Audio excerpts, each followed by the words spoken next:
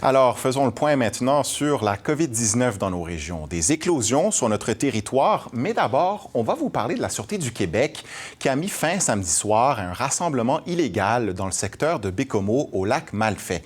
Et Isabelle, en fait, une quarantaine de constats d'infraction ont été délivrés. Oui, donc une quarantaine de constats d'infraction ont été délivrés à 22 personnes d'âge mineur et majeur qui étaient rassemblées au lac Malfait et qui n'ont pas, bien entendu, respecté le couvre-feu. Le lac Malfait est une base de plein air qui est située sur le territoire de la municipalité de Bécomo où il est possible de camper. Les policiers sont intervenus vers 23 heures samedi à la suite d'un signalement d'un citoyen concernant un rassemblement illégal au lac qui n'est pas encore ouvert pour la saison. Bravo à la vigilance policière d'avoir pensé être allé faire un tour dans ce secteur-là. C'est pas souhaitable du tout que des gens se rassemblent, encore moins de coucher à plusieurs dans une tente là, comme ça, dans une période d'infection incroyable au niveau de la COVID. C'est la pire période d'infection de la COVID sur le territoire de Bécomo actuellement. Alors, c'est totalement inacceptable. Bon, et Isabelle, la COVID-19 poursuit son chemin. Elle continue de se frayer un chemin. On rapporte des éclosions dans des milieux de travail et aussi dans une résidence pour aînés. Oui, donc 3 travailleurs et 3 résidents du manoir Héritage, reconnus autrefois là aussi sous le nom de la Villa des Basques à Trois-Pistoles, ont contracté la COVID-19.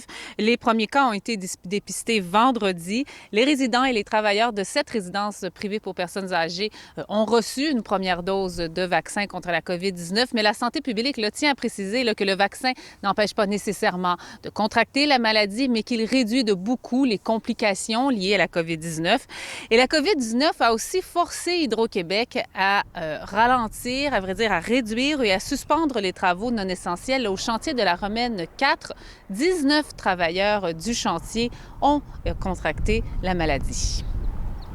On a passé au cours des derniers jours d'environ 360-380 personnes à entre 180 et 200 personnes. Donc, on diminue presque de moitié le personnel en place. Et de là, bien... les gens qui demeurent au chantier vont passer un test dans la journée aujourd'hui ou plus tard. Là. Il y en a que c'est déjà fait. Aujourd'hui, on va tester tout le monde qui reste pour s'assurer que tous les gens soient négatifs. Et nouvelle de dernière heure, Charles-Alexandre, Viande du Breton confirme une nouvelle éclosion à ses installations de Rivière-du-Loup. 8 employés ont reçu un résultat positif de la COVID-19 et 70 employés sont présentement en isolement en attente de leurs résultats. Et vendredi, une campagne de vaccination devrait commencer au sein de cette entreprise. Merci beaucoup, Isabelle. Bonne soirée. Ici Est du Québec.